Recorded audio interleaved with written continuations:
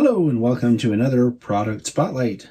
My name is John, and today we're looking at this HO scale CF7 locomotive. This model comes from Rapido. The model comes packed in a very sturdy cardboard box along with an operating manual and a small bag with what looks like ACI labels that you can apply to the side of the model if you'd like to. These models are available from Rapido in DCC ready and DCC equipped versions. The DCC ready versions have a suggested retail price of $249.95, and the DCC and sound equipped version, which this one is, has an MSRP of $359.95. Now, I have to quickly thank my friend Dave for letting me borrow this model. He actually bought this from the train shop, which is over here in Santa Clara, close to where I live. As you can see from this price tag, he got it for less than the MSRP. So your best bet is to see the website, check what they have, because they have all kinds of different road names and road numbers of these CF7 models, and then shop around for the price, because you'll probably find it for less if you do that. The paint and markings on this model are superbly done with no fuzziness in the separation lines between the yellow and dark blue. It's a very well executed paint scheme here. Something else I've noticed is that the grills here and up here appear to be separately applied photo etched metal parts, and so that provides a lot of really nice depth to the model. And then I'm going to tip it up just so you can see the detail in the trucks a little bit better, and the detail along the fuel tank as well. These are very detailed trucks, and they include additional stuff that sometimes is not on models like this, like brake component details and stuff like that. Here's a look at the detail around the cab and the front of the model. You can see it has a separately applied horn and planar antenna. I think that's what they call these things. And tucked behind there is a working beacon. We'll look at that later. Also, if you look at this, you can see it has separately applied sunshade, and I guess that's a rear view mirror right here. The windshield wipers are separately applied in really thin, finely rendered parts. All of this grab iron detail is separately applied. These curved grabs that go down the front here, also separately applied.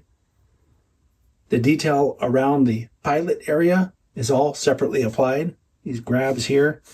There's also uncoupling lever and hose detail. Here's a look at the front fireman's side detail. And something I didn't mention on the other side, because you can't really see it, is this additional train line air hose detail here. It was behind the coupler before. And then the step wells have separately applied photo etched see-through stairs, which look especially good. Here's a brief look at the fireman side of the model. Once again, it has those photo etched grills that I was showing you before on the air intakes, and then all the louvered detail here, here, and back here appears to be molded. Detail on the rear of the model is comparable to what we saw on the front, with a bunch of separately applied, very fine wire grabs for the roof access back here. It has those photo-etched see-through stairs I was talking about on the front, and then, of course, uncoupling lever detail and all the hose detail that we saw on the front as well. Here's a look at the engineer side of the rear, and I'm showing you this once again to show that air hose detail that was sort of obscured by the coupler a minute ago. And while we're at it, I will also point out the recessed brake ratchet and the separately applied grab here. The roof contains a lot of very well done detail, and I'm talking about things like the separately applied grab that I pointed out a minute ago. The sand filler hatch also appears to be a separately applied piece. The fans have a lot of depth. They appear to be separately applied covers, these grills here, with what looks like metal fans recessed down in there. And you can see if you look, they're really, really small. But the model also has lift rings. I pointed them out before, but I'll point them out again. These separately applied horn casting, antenna, and beacon detail. Now it's time to run the model.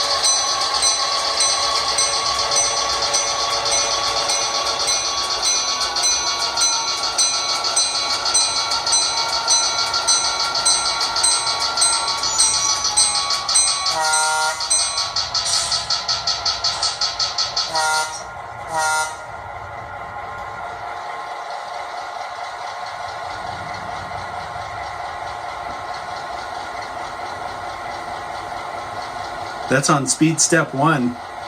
Boy, is that crawling.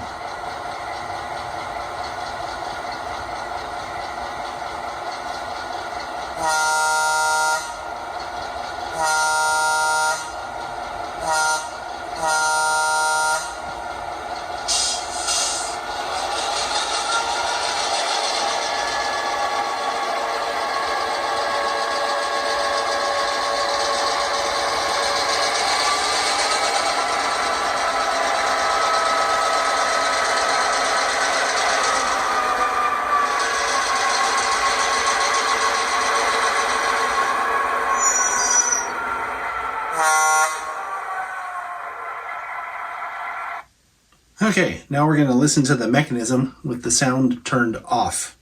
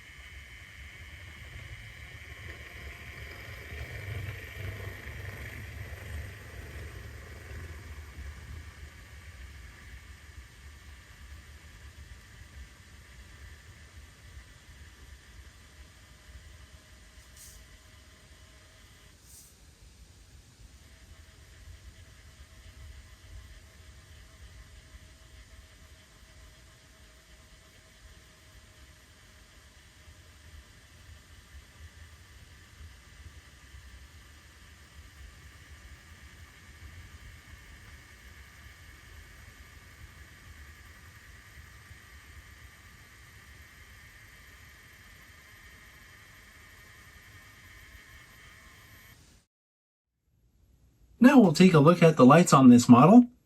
The track power is on, and you can see that the number boards have lit up, as well as these little track inspection lights down here under the model. You can see it lighting up my pointer there. F0 activates the headlight, which is a LED. It looks really good. F7 turns on the straddle light there over the fireman's side.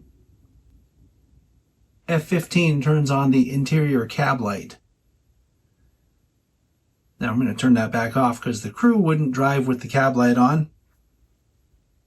And I'll turn off the straddle light so that I can show you that F12 dims the headlight. It's a very minor dimming, but you can see it. And when I put the model in reverse, the rear headlight comes on. Rapido's done a fantastic job with this model. It runs well. It sounds great. The paint on it is really well done. And I have to say that the details are pretty spot on with the real 2600. The real 2600, in case you don't know, operates at a place called Roaring Camp, which isn't far from where I live. So I've had an opportunity to ride in and behind the real 2600. And actually, I have several videos on this channel that feature the 2600 and or the 2641, which is its sister CF7 that also operates at Roaring Camp. I'll put links to those videos in the description of this product spotlight. So in case you're interested in learning about CF7s, you can check those out as well. And I'm also working on a short documentary about CF7s. I think you'll find it interesting. If you're watching this video years from now or months from when it comes out, you ought to check CF7 on the channel, do a search for it, and see if you can find it, because I think you'll find the history behind these locomotives and the way they came to being in existence in the first place quite interesting. I think it's a great story about how railroads adapt to their situation. Anyway, that's it for this spotlight. Great job, Rapido. Thank you very much, Dave, for letting me borrow the model, and I'll see you all next time.